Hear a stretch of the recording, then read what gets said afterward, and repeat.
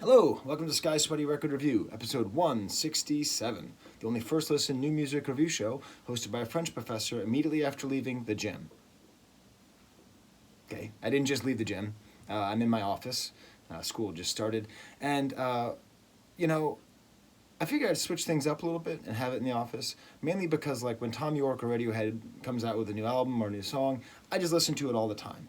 And it's not necessarily like this first listen experience. I'm going to go a little bit more in depth with the new Thom Yorke song, Daily Battles. Now, it's off the soundtrack to a movie called Motherless Brooklyn, which I saw a trailer for.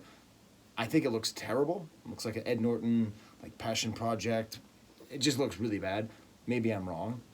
But the thing I want to sort of focus on is my initial reading of the artist, because it says Thom Yorke, comma, Flea. And just for comedy's sake, I just want to go back and talk to myself in 2002 and be like, yeah, in like 17 years, there's going to be a song, there's going to be Thom Yorke and Flea. And it's not going to be terrible. Because what I would imagine is like someone like, I'm sad, oh, like a horrible punk funk techno mashup. But that's not at all what this is. And you know, Flea's been working with Thom Yorke for a long time, and that's always sat poorly with me. But I think I need to do some major therapy dealing with my issues around the Red Hot Chili Peppers. They were one of the most fundamental bands in my conception of music growing up, and now I think they're like the worst thing that ever happened. So clearly there's something in my mind that needs to come to terms with the Red Hot Chili Peppers. But let's get to this song. The best way to hear this song is not just to listen to it. You have to listen to Daily Battles, the version with Flea and Thom Yorke, and then on all the streaming services, there's Volume 2 to the song.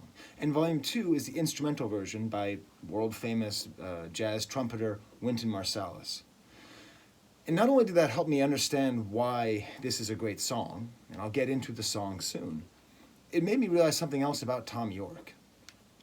Because a lot of a lot of the fun of loving Radiohead so much is trying to figure out like exactly where is the genius. I mean, I know it's compositional, and I know it's like the way they move things forward and the instrumentation, and I know a lot of it is sort of like the way they read the zeitgeist and all that stuff.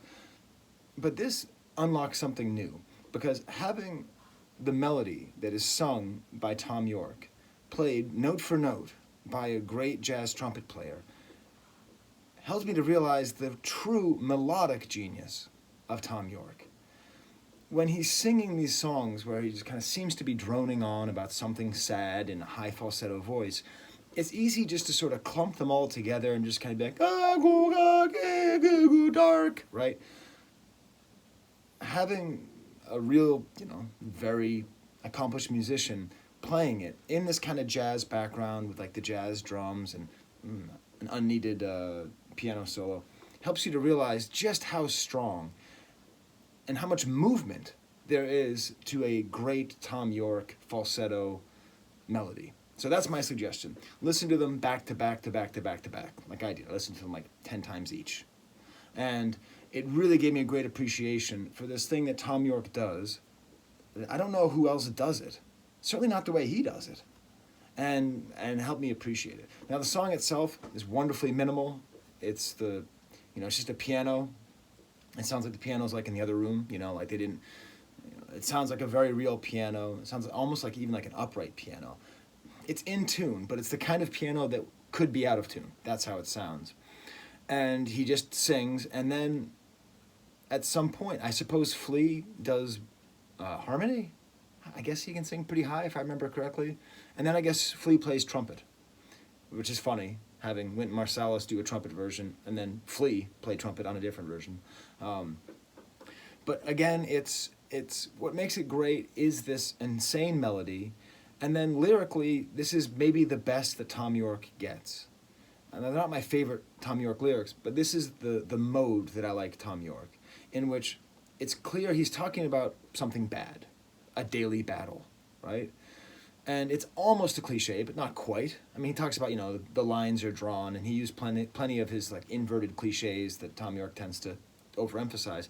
But still, this can be a song about a personal struggle, or it can be universal. It can be daily battles, as in when you're in a bad relationship and you feel like every day you wake up and you have something new to fight about and you figure out what it is, and it's you didn't take out the trash, or I don't like the way you talk to me in front of my friends, or whatever it is. Like when you're in a bad relationship, it is a daily battle. Like every single goddamn day you end up fighting. And if you're in a relationship like that, may I suggest you get out of it.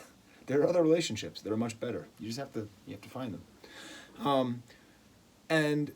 But you could also see it in the way that it's written, sort of in a more general way, that the daily battle of human existence, the way social media pits us against each other, just like reading the news, like it's this feeling of just non-stop battling and fighting all this time against each other, against against ourselves. Like, I really think you can read it in that way, and you can read it in both ways. And I think that's where Thom Yorke is at his best, because he's intimate and vulnerable and preachy, which is sort of, I think, what makes Thom Yorke so great. Intimate, vulnerable, and preachy. Just like my little magic harp here. And in general, I'd say there's a whole school of Thom Yorke songs, and I put this one in there, of the Fractured Lullaby. It feels like a lullaby, but it's a lullaby that he's piecing together and sounds broken. But at no point does he go for a cheap shot or a low blow. There's nothing like, the vultures will pick out your eyes or anything like that.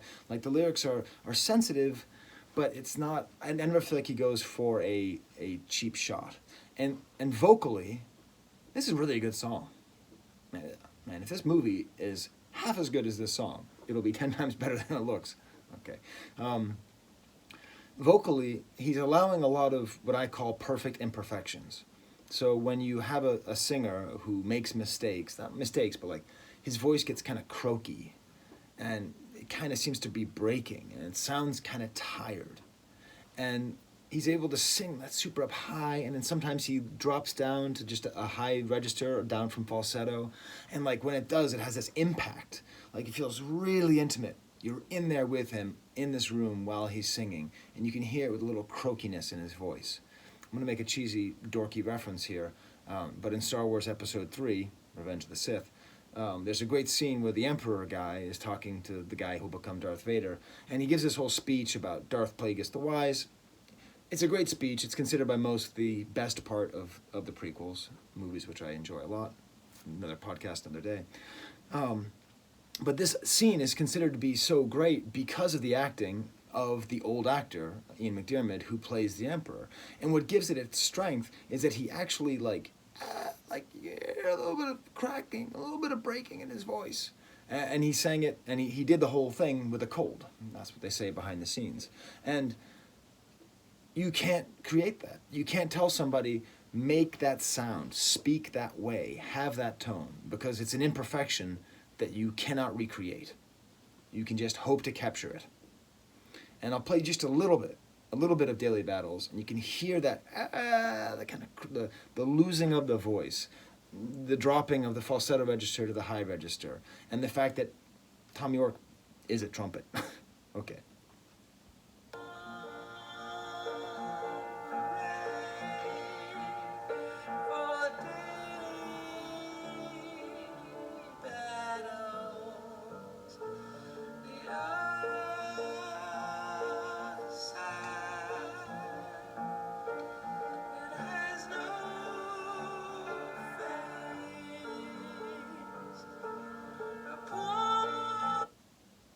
I'm just going to let that finish for a second.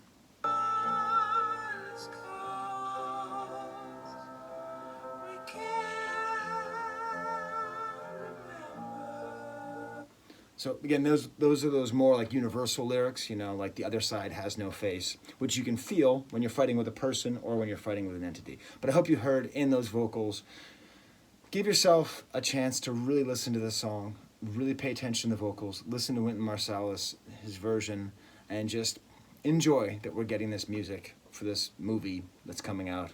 Enjoy that Flea and Thom Yorke can make a song together, and it's not, we're dying on the vine. Boop-a-dip-a-doo. All right. Well, until next time, it's the Labor Day weekend, so I'm going to release this on Saturday. I'm going to go down to New York, hang around with some Star Wars nerds who don't watch my channel, so they won't appreciate my Star Wars reference. And so until next time, There's the camera.